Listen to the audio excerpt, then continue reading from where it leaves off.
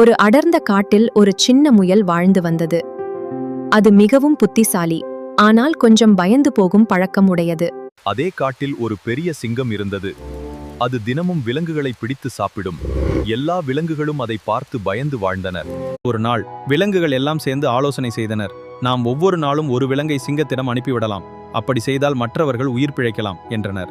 அது சின்ன முயலின் வரிசை வந்தது. முயல் மெதுவாக சிங்கத்தை சந்திக்கப் போகத் தொடங்கியது. வழியில் அது ஒரு ஆழமான கிணற்றை கண்டது.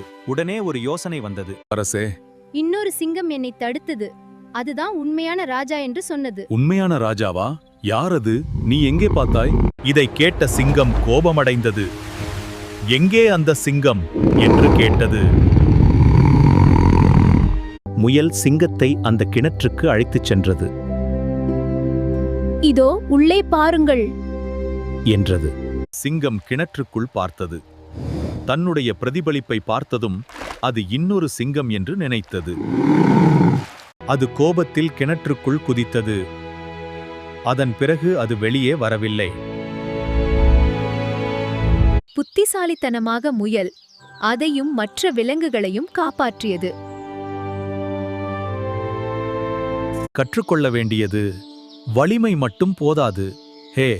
புத்திசாலித்தனம் இருந்தால் பெரிய பிரச்சனைகளையும் தீர்க்கலாம்.